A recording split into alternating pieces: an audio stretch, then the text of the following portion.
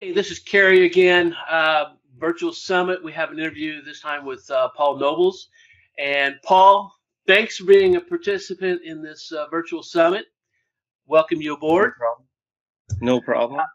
Tell us, Paul, just as a way of getting to know you, what it is that you do, and how did you win the 2 Comma Club Award? Well, so I didn't even know what a 2 Comma Award was, right? Like this is, I think, like the second year that they've done this, and each year, I start getting friend requests because people are like, "Oh, this guy must know something." And I joked with one of the people that friended me, and please don't like everybody friend me all at once. I don't mind mentoring people if you have a question or something, but in general, there's only been 2 or 3 people that actually reached out to me, which I thought was interesting. And one of the things that I said to one of the guys was, if I wasn't in the 2 Comma Club, I'd be out of business, right? So that'll be a little bit of the discussion. But, in terms of the award, I mean, it's kind of cool when you think of, it's rare air to be able to build a business to that size. And, we probably don't think about that, on a day-to-day basis. But, it's probably allowed a little bit of reflection, which is cool. And so, what are you doing? What's your vehicle? So I own a nutrition company called Eat to Perform, and if you think about nutrition, it's a very competitive space. But this will be one of the things that we can maybe delve into a little bit further.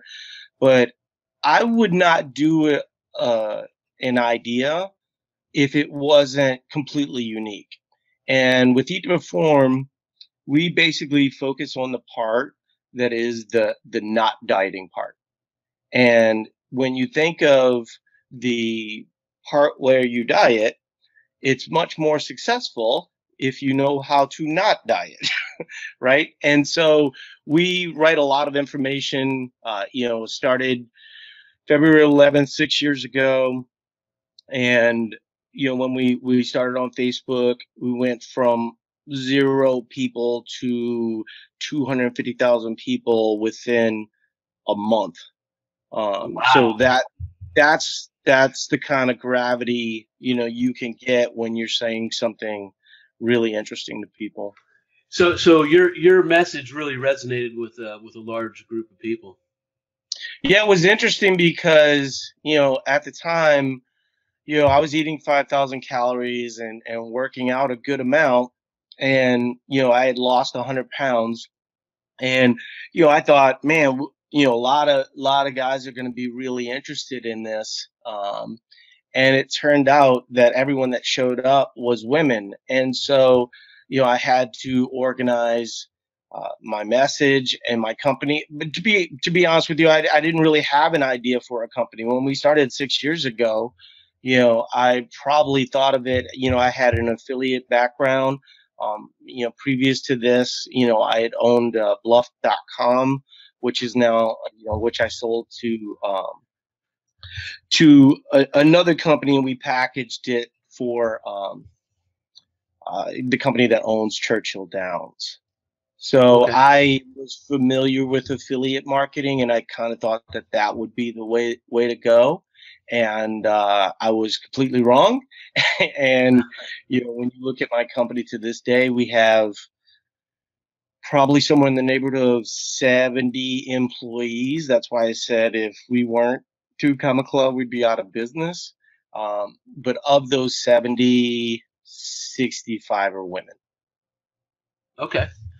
It might be 60 if you count the tech team, right? So the tech team is there's only one woman. Well, the project manager is actually a woman also. So you've got quite the organization then. I mean, 65, 70 employees. That's not. I mean, yeah, it's still a small business, but that is not the typical type company that's in this IM space.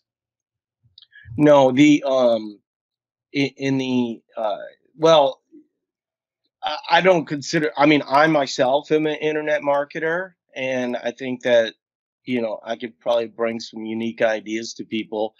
But in terms of the product that we sell, one of the cool things about what we do is that all of those coaches that coach for me have had success doing Eat to Perform, and that happened within 6 years, right? And so that to me is probably the thing that gets me most excited each day. But in terms of the internet marketing, I think there's a lot that we could talk about that people sort of overthink, and it relates to the fact that their idea is not very good. And I'm not trying to be like a dick or anything, but at the end of the day, you know, if you're not saying something really unique, you shouldn't even try, because you will get lost in the bigger sea of all the people. I mean, you're up against it every single day. Like, if you don't go to work thinking that there's 50 other people trying to put you out of business, you have it wrong.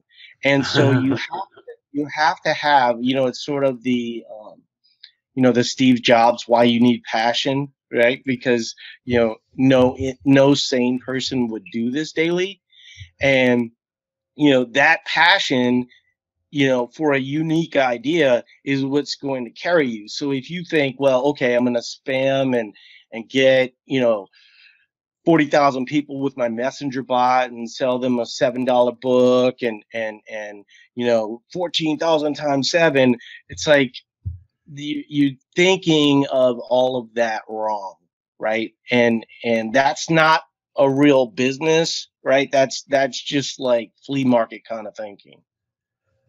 I couldn't agree more. Um, it sounds like you've been in this internet side of things for quite a while. I have probably almost 20 years myself, but really focused the last nine or so on helping businesses, local businesses, get more phone calls and get more visibility. And you're right. It every single day there are at least 50 people trying to undo what I've done every day, and that includes Google. Yeah. Yeah. And I And mean, like, people talk about, well, what if Facebook goes away? If Facebook goes away, that would be the best day I've ever had, right? Because because because if you have to think of things, something's going to fill the vacuum, right? And whatever that something is, I'll own that, right? I mean, yeah, because if it goes away, then you've got a brand new opportunity. absolutely right. Like, I mean, if you think about it, you know, it depends on the efficiency of your team, right? And so when I think of the efficiency of my team as a startup, you know, I know that we're pretty good. We can pivot really fast. Now, if I was Frito Lay, right, it might be a little bit difficult for me to pivot super fast, or FedEx, or one of these giant companies that kind of move like slow barges. And so we try to stay really super agile. But I do want to kind of back up for just a second, because um, even though I am familiar with like affiliate marketing and things of this nature, I would not consider myself an internet marketer. I'm nowhere near as good as you are.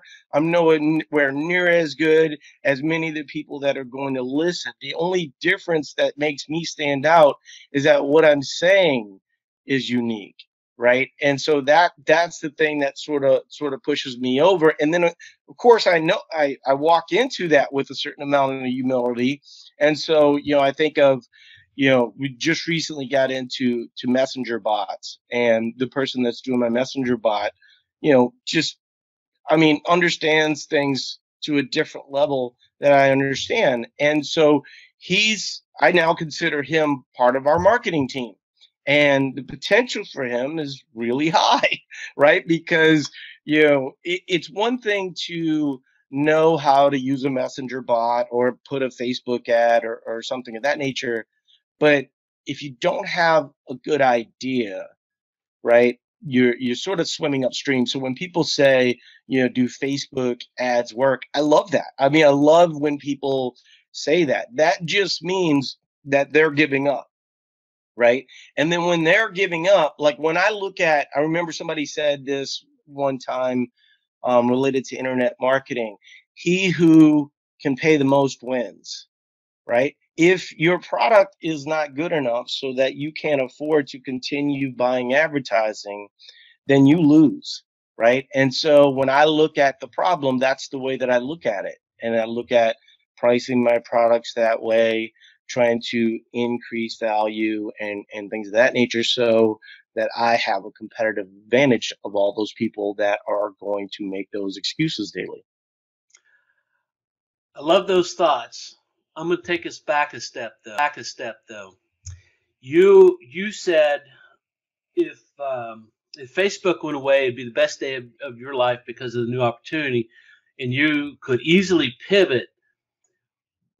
But correct me if I'm wrong here. You've got your message down so well, though. Your stories are so tight that those things that you've created over the last 6 years, that you would be able to um, be the best voice on that new platform. I mean, It's possible. I mean, like we've struggled with Instagram, but I think most people struggle with Instagram. I think if you're kind of an influencer, I mean, there's people that talk to me about, well, should you get into influencer marketing? I mean, I've got, 1.5 million fans on Facebook. I mean, how much more of an influencer do you want to be, right?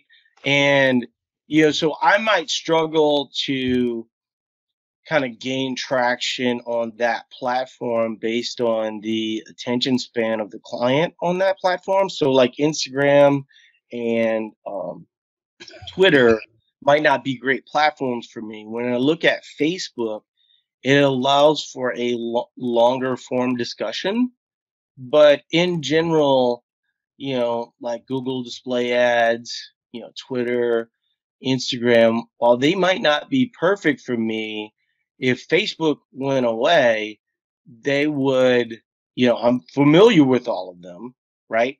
Uh, yeah. and so it would allow me to, um, like you said, my story is still going to resonate, and the only thing that I would think of at that point would be, how can I corral all of these people so that they can hear more of my message? I mean, we don't really sell super aggressively. I mean, we use the same tricks that everybody uses, but you won't see me, doing a flash sale every week or anything like that. I mean, we get a good amount of evergreen clients, and then we use, benchmarks that are probably pretty standard for most, dieting companies. But what I see is that like Weight Watchers, Slim Fast, these kinds of people, like, see, that would be the other thing that when we talk about creating stories and creating messaging, one thing that I talk about a lot is don't beef down, right? So when you're looking at who you want to be, don't look at the people that most people would compare you to, right? You should assume that you're going to be better than those people, right? And so when I look at the problem that I'm trying to solve, if you look at the messaging on Eat to Perform, we're selling against ketogenic dieting, we're selling against fasting, we're putting out scientific data that shows why, most people fail. When you look at dieting and why most people fail at dieting, the success rate for most diets is less than 3%. We make that argument every single day, right? Mm-hmm. And the thing that we really try to focus on is kind of that piece. And then you go, well, man, that sounds really hard. Like not a lot of people are going to want to go that route. right? Everyone will want to go the shortcut route of telling people just eat celery and you'll be fine, right? But that's the reason why they're failing, because there's no amount of suffering that people aren't trying to teach people to do on the internet. And so my message actually comes off as somewhat radical in how logical it is and how sustainable it would be, right? Now, you're always going to run into problems with people having success with any system like this. I mean, if I was selling, Porsches as an example, it's pretty easy to get excited about buying a Porsche, right? And even when you take that Porsche off the lot, you're still kind of excited because you're driving a Porsche. Um, but until you get that payment, that's the only negative you would have there, right? When we talk about any kind of food intervention, they're just natural, I mean, what is it, like the reptilian part of your brain, when you press buy, you naturally feel like this release, on The dopamine serotonin. hit. Yeah, you kind of get this dopamine hit, like you actually solve the problem. It's sort of like, graduation in marriage, right? Like you get all these prizes for graduating or getting married, but you're just starting, right? And dieting is very, very much like that, and business is very much like that. Yeah, the tangible versus the intangible, and when you're selling the intangible, like you're selling the result. If you use this program, you could get this result. That's a much harder sell than if you buy this thing, you'll be happy. Yeah, because if you think about it, the harder path is the more lucrative path. All the people taking the shorter path, they're the ones that are going to fail the quickest, right? Because they're trying to sound loud in a very crowded space, right? If you knew that everyone was going down the path of people that succeed only at 3%, right? Because that, like I said, that's the dieting rate. Why would you even want to get in that business like that? When I when I looked at it originally and thought to myself, would I want to try and corral people so that they could be successful at 3%, or could I create something that allowed them to be a large multiple of 3%? And we've certainly done that, right? But when you look at the potential for where all of this will be 10, 20 years from now, I look at, like I said, you don't beef down, right? You look at what is Weight Watchers doing wrong or Slim Fast doing wrong, all of these different types of places that are the leaders in the industry. How are you going to chase those people down? What does it mean when you say don't beef down? What does that mean? Don't, like people that, say something negative about my business, or compare, some Instagram person is telling you to eat real food. Like, I'm not going to, you know send out a post talking about this person with 50 followers, right? There's no traction to that. All I'm doing is giving that person shine. Sure. If you know if I make a post about Weight Watchers or ketogenic dieting, right, it's going to get much more traction because you're exposing kind of the things that people are using to sell those things that aren't necessarily true, right? And Okay. Okay. so it's just don't take up arguments with people that you don't want to be anyway, right? Like, you're not. I'm not trying to sell against this person that is saying something negative on Instagram with 50 people, right? I'm going after millions. That makes sense. That totally makes sense. Um, back 6 years ago, when you first started this as an idea because of your own personal journey, what was your story? What was the thing that you said that resonates with so many people? How did you create that story? That food can be an ally in your journey, and I created this story by just being the example.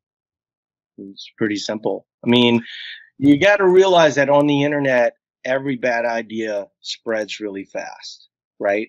And so so do good ideas, right? But not as fast, right?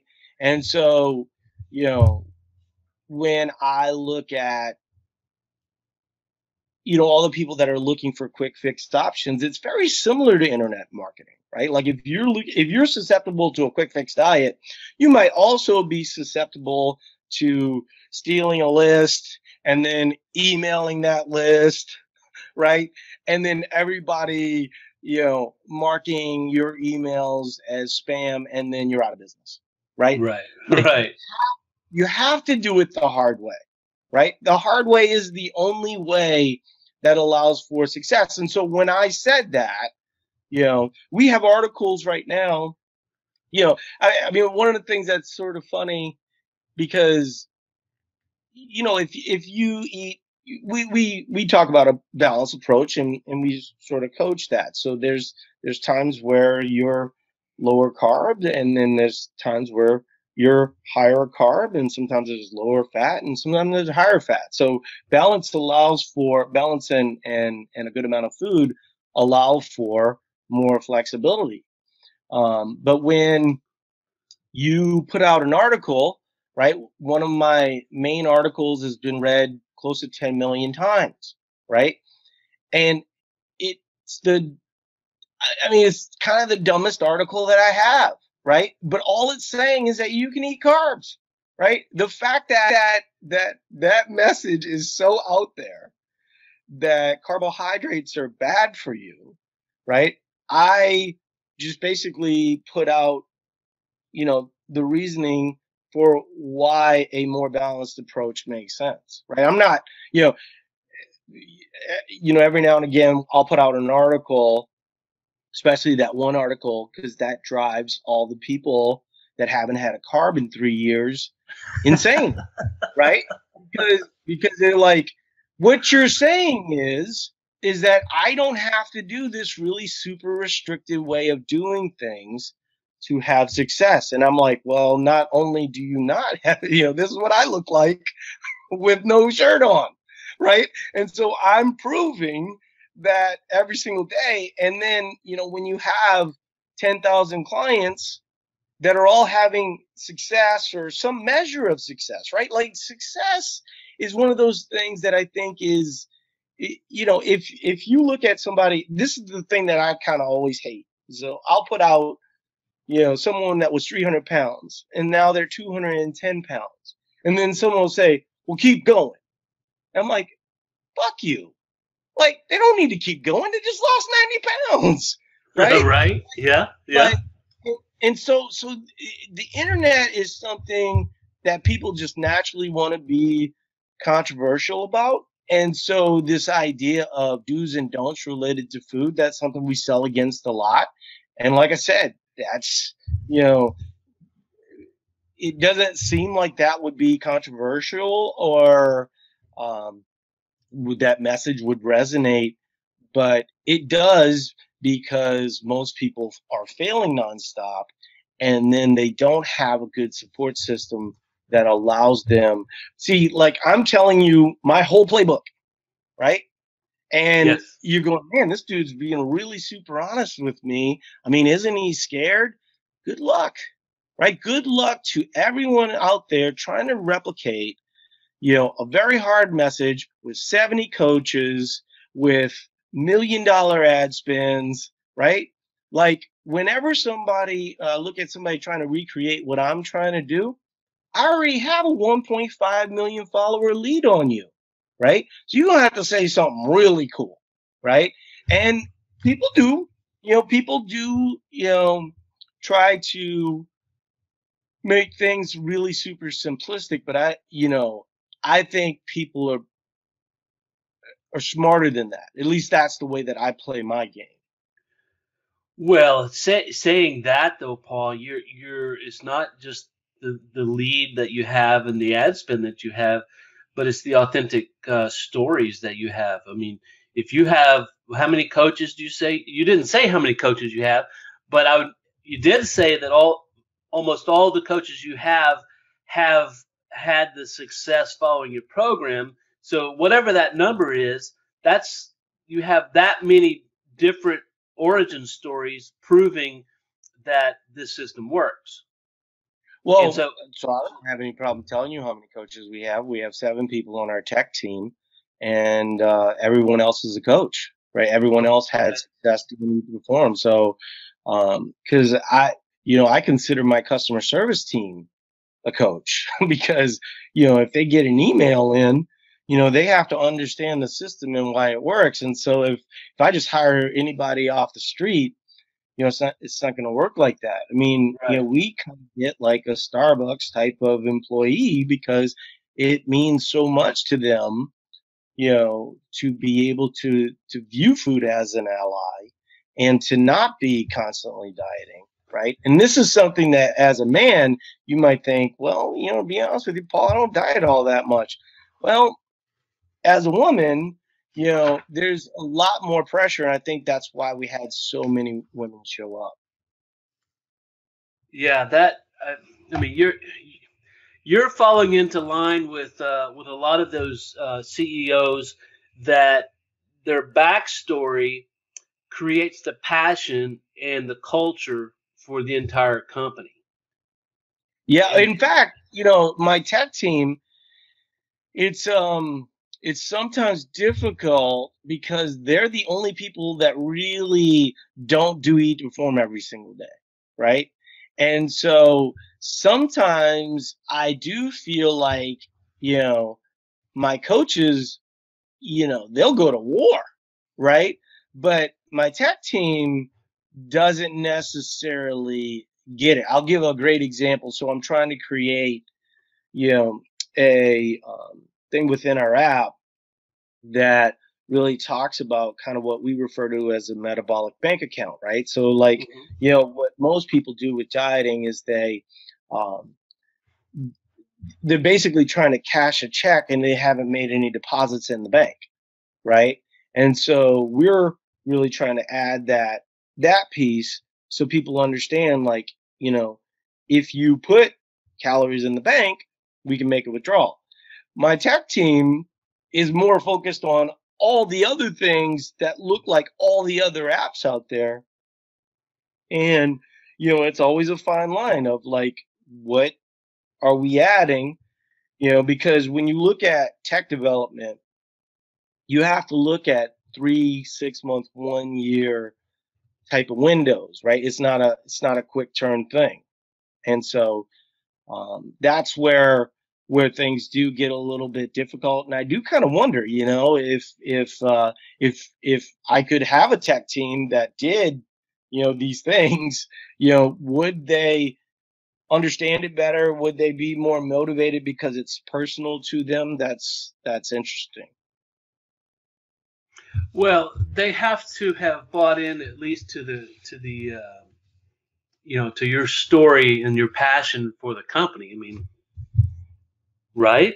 Well, sure, but I mean, these are high paying jobs. I mean, when you start to go down the app route, right? I mean, it was really funny to me, looking at Black Friday and seeing, it's like, wow, people still sell ebooks. That's crazy. you know, um, like we were in the ebook business. I mean, just so you know, I didn't just get to the Two Comma Club. I've been to Comma Club all 6 years, right? the Okay. but my ad spend on Facebook was much higher because we were growing. Like, it's interesting because I see a lot of internet marketers that are really drawn. I mean, one really famous um, person that many of these people would be following. One of the ads on his desk, there was stacks of $100 bills, um, and I thought to myself, anybody attracted to that message is naturally, going down the wrong path, right? And so when you look at, I drive, a nice car. It's a Subaru, you know. I I have a Jeep, I live in a relatively um, middle class neighborhood, right? And the reason why all of that exists is so my business can grow. We're on real tight deadlines. If you ever want to, look at the path of each reform, read Shoe Dog by Phil Knight and the early part of Nike, where I mean you're literally rolling the dice every single day, right? Because when you're trying to grow a business to get to massive scale, you have to do that. You start taking, you know, $500,000 salary, you basically put a chokehold on your growth. Yes, agreed. I mean that. I don't understand how so many of these gurus, are purporting to have a rich and famous lifestyle. It just, Well, I it mean, just, it's easy to maybe, say maybe rich it and just doesn't resonate with me. I don't know. well, that's easy. I mean, you just rent an Airbnb for a day and you spend $1,000 to rent a Lamborghini, right? That's, and I'm not saying that they don't have that, but if you look at, some of the bigger people, they tend to have a little bit more authenticity. But I will say, if I was marketing internet marketing, right, and let's say that was the business I would go after, I would just rag on those dudes nonstop, right? That would I would beef up. You see what I'm saying? Yeah, I yeah. would I would be making fun of, and I would be saying to people, "This is my Subaru," right? And the reason why I have a Subaru is because I'm viewing you as a client. So I'm going to be working on real slim margins to try and get you the growth that you need, right? If I start charging you a lot of money, now all of a sudden, that's going to allow for me to have a Bentley, right? And that's going to allow for these big offices and a lot of overhead and things of this nature. But let's be real here. The things that make marketing, you know, attractive is the message. It's always the message. Like for the longest time, we didn't do podcasts. So here's a great one. You know, is I'll every now and again get people talking about my sentence structure on my blog. It's a blog, right? The only reason that we get people that are criticizing something that said, maybe they don't like the message, and so they're nitpicking one thing or the other. And I want to say to like the people that are nitpicking sentence structure, 10 million people have read that article, right? But once again, having arguments with one person on the internet doesn't matter. 10 million people read that article, right? It's same thing with podcasts. For the longest time, I didn't do a podcast or video or any of these things like this because I would focus on lighting and I would focus on all these different things. The only thing that matters is the message. So if your audio is not perfect, then, if your message is resonating, we put out a podcast and 10,000 people listen to it within, I'd say, 48 hours, right? I mean, my audio is not great, right? But 10,000 people listened to that, and it made a difference to those people in that world. And so I think the more authentic you can be with a unique message, you can always get better audio later, right? And if you look at how we kind of did it, like our most popular articles, for years are still our most popular articles, right? Some of the articles that I wrote 6 years ago are still the ones that pop to this day, right? Yeah, And I'm looking. so, I'm looking at one right now. I think it's from 2015, and it's the 10 things that best athletes do that you might not. And yeah, I'm looking at these 10 things. It's like, you know what? you could rewrite this article and just change the headlines and say the 10 things that the best marketers do that you might not. Yeah. No, I Yeah, mean, you don't even have to. You don't have to change the content. so see, this is why you have to write often.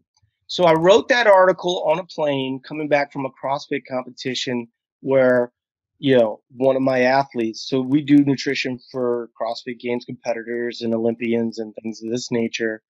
And I wrote that article and I almost deleted it, right? That's our second most popular article.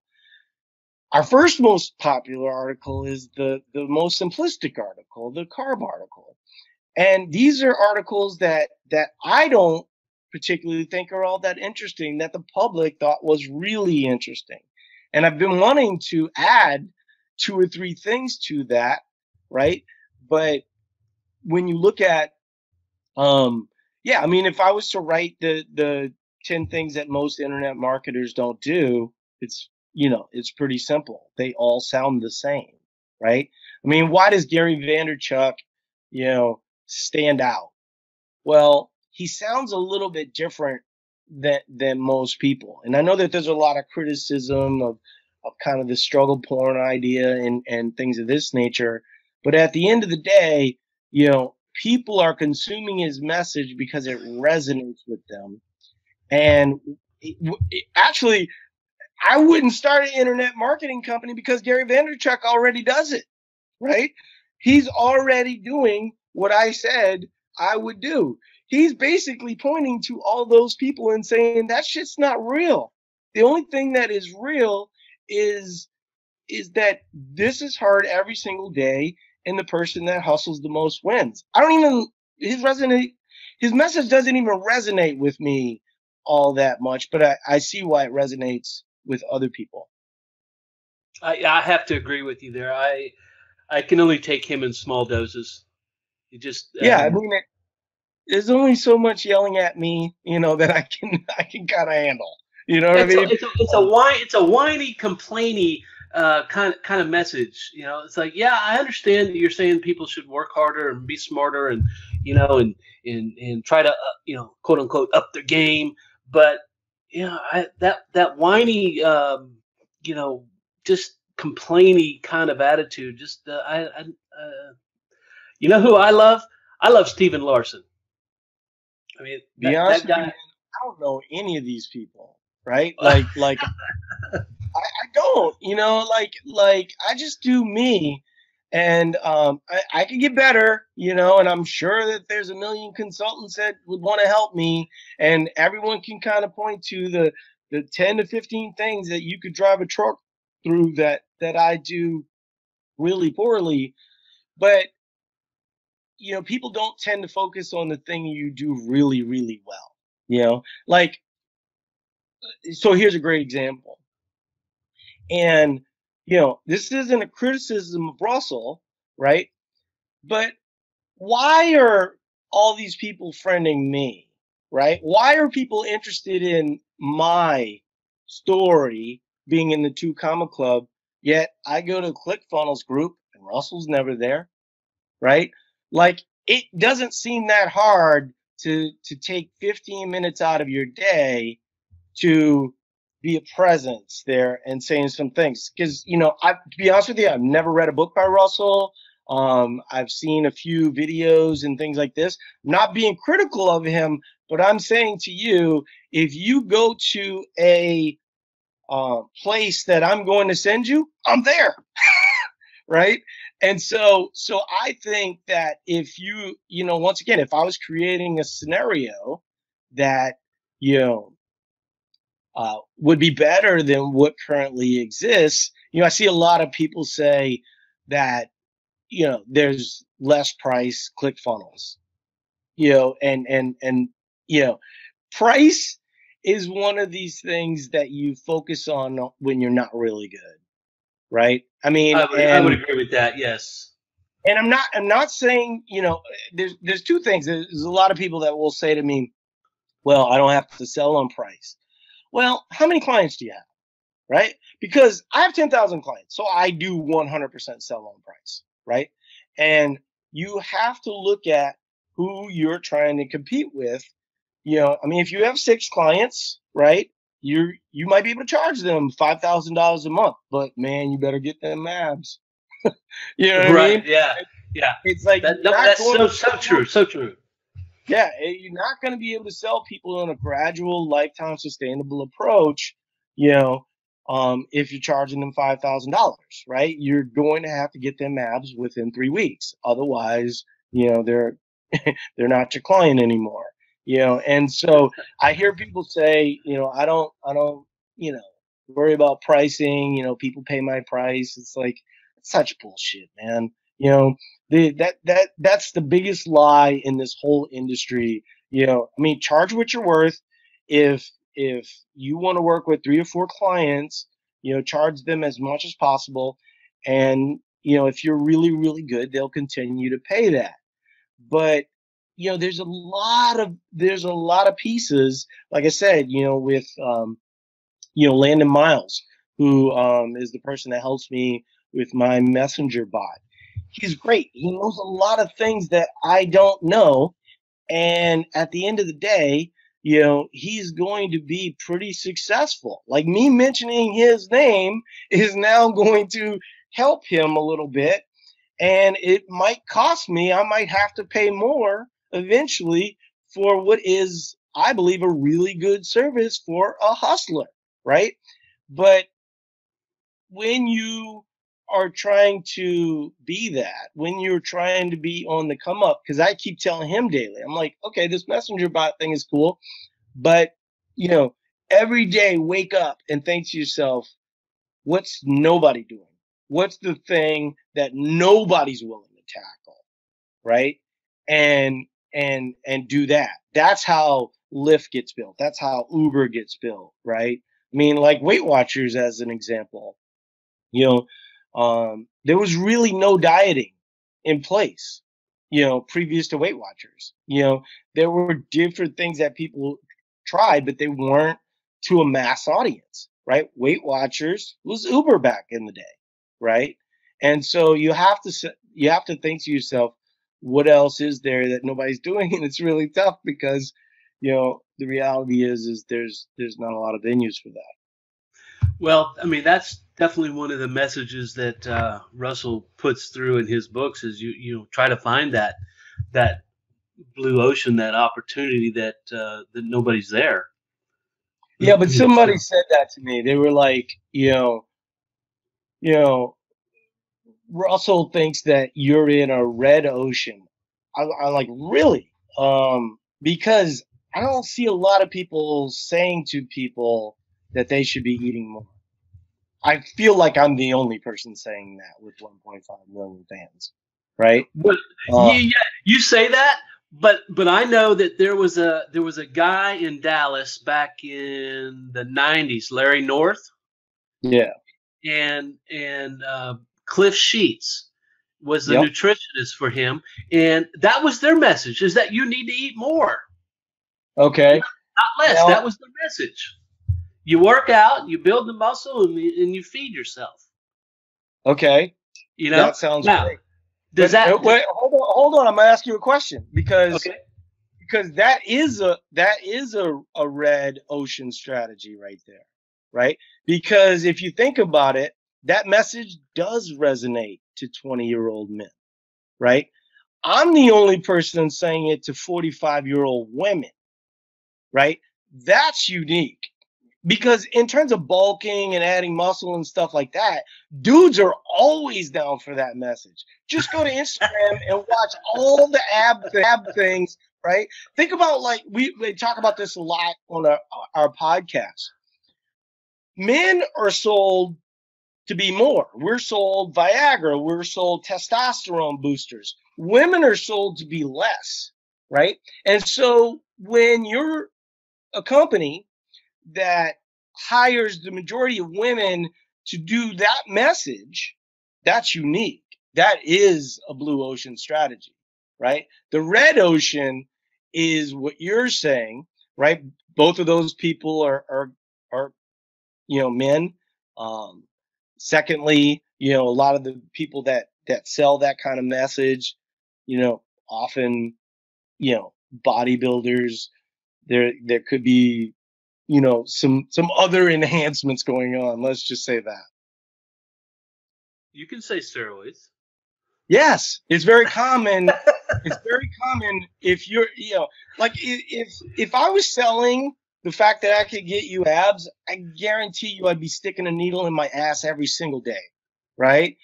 All the people that on Instagram that are selling this super rigid lifestyle, things of this nature, the good majority of them are gonna be on performance enhancing drugs because it enhances their business, right? That's Right. not the market that we go after. Most women are not going to be susceptible to that kind of marketing. Guys are, right? Yeah, I think from what you're saying though that you're more. And I know you don't listen to Stephen Larson, so this is probably going to be different for you. But he would say that you are selling a red ocean, but you've taken that red ocean, you figured out a blue ocean, which is the selling to the women side of Eat More, and then you're selling it right back into that red ocean, which is the diet, health arena. And so you've basically created your purple ocean, which is a combination of taking that massive group of people that are trying to lose weight, separating out those folks that haven't heard your message, that is completely new, and then packaging it up and selling it back into them. Yeah, And I mean, and it's I possible. think that that's just very much in line with Stephen Larson's point of view on how people should figure out who they want to sell and what problem they're going to solve. And you have accomplished that without any guidance, I guess. So it's but Yeah, that's well, when I look at all of the businesses, when I was 23, maybe 25, something like that. eh, I was in the car business and it was January and I had just recently gone bankrupt because I'd been married to my wife for 6 months. And then 6 months later, I have to say to her, honey, we have to go bankrupt. Um, so that was an awesome way to start the relationship, right? Um, and then, you know, I go into the car business and it's January and everyone's going on vacation. Um, and, I need to sell cars, right? I mean, I owe people money. I owe friends and family money. There's only so much, private debt that you can go bankrupt on. If you tapped your friends and family, now I owe those people $100,000, right? yeah. And so I bought a cell phone. This was not common, right? One of the little Nokia cell phones back in the day. I'd say only 15% of the people had a cell phone at that point. And I started running my own ads for cars on the lot. So if I saw a lot, and my employers are like, yeah, dude, if you want to run your own ads, that's how I thought differently, right? And I sold 25 cars that month. The next person sold 4 cars. And, I remember the sales manager, pulling me to the side and whispering in my ear, and he said, "You want to know why you sold 25 cars and they sold 4 cars?" He's like, "Because no one told you you couldn't." And that, to me, that's why I don't listen to any bullshit about Facebook ads not working or whatever. It's like I always point the finger at me and go, how can I get better on a daily basis? And I try to improve incrementally. You know, there's a lot of people that can criticize. Like as an example, the guy that said that I'm in like this red ocean. I don't even give a fuck what any of that stuff means, right? That doesn't mean anything to me. I still wake up hungry every single day trying to tackle my people. But the guy said to me, he's like, I think this company is gonna be the leader in kind of performance nutrition.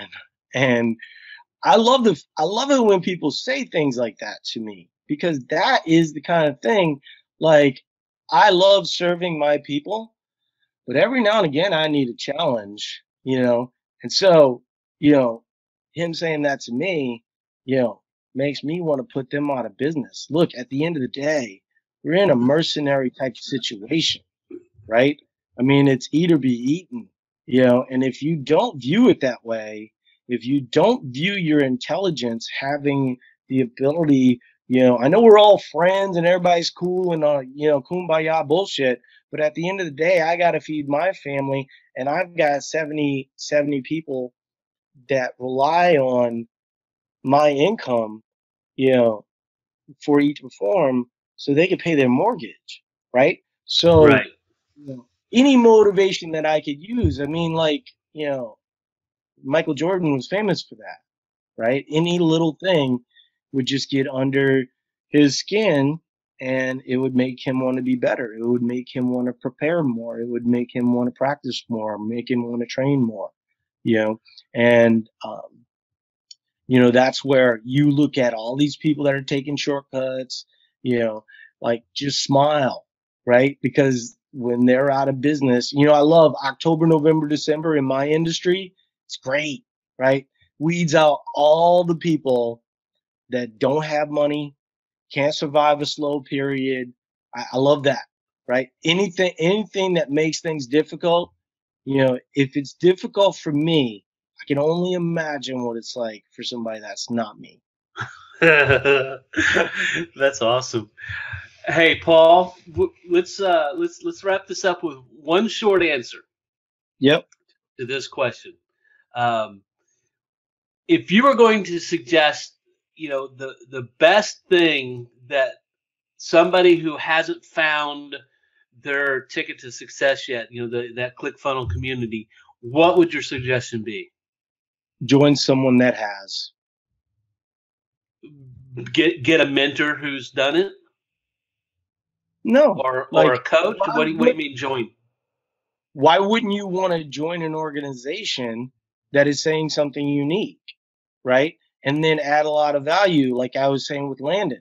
You know, Gotcha. Landon comes on without like a really unique idea, right? There's no shortage of people doing messenger bots, but he's coming on and now he's putting fire on something that's already hot. So, Gotcha. you know, bring value. You know, you're not going to wake up today and come up with the best idea, right? So why not ride the coattails of someone that already does have a good idea, right? Gotcha. That And then makes learn sense.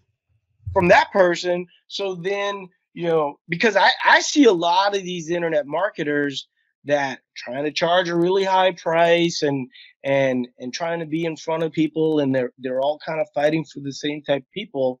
You know, what I don't see is a lot of people coming in and going, you know what, dude, I'm willing to work for free. You know, I mean, I know that you're putting some really good stuff out there. When I look at how we hire people, you know, if it's about money for you right out the gate, good luck. Peace. See ya. You know, like, I need hustlers, you know, and that, you know, that's something that I think Brent Landon brings to the table. And I think there's something that a lot of people listening to this bring to the table. And if you can get with someone that you think has a really good idea, you know, I'm probably full up right now. You know, but realistically, you know, there's a lot of people with really good ideas. Join those people, hustle hard, you know, bring a lot of value, you know, stop listening to all this struggle porn and actually get out there and do some shit. Boy, yeah, get out there and do some shit for sure. Um, yeah. Look, Paul, this has been a great interview.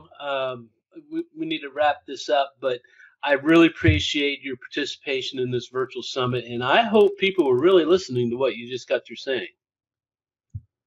Yeah, that'd be cool. I mean, I think, you know, like I said, there's been a few people reach out to me.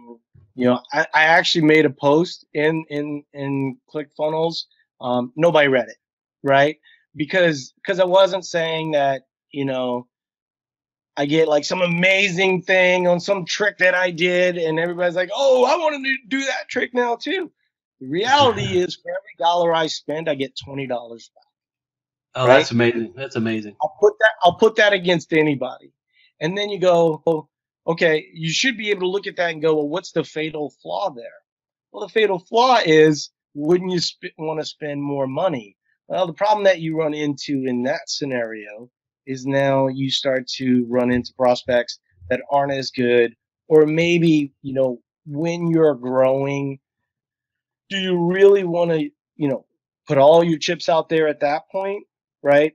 When I look at where we're going to be from a tech standpoint, I think we're probably still a good year to two away from what I believe is going to be the industry standard for the change that people want. And so right now, it's very manual process. In 2 years, we'll have a good tech solution for that. And so that's pretty exciting. Well, I'm looking forward to watching that growth. I certainly am. All right, man. Great All right. conversation. I hope it helps some people. I do as well, Paul. Thank you very much. Yep. Talk to you later.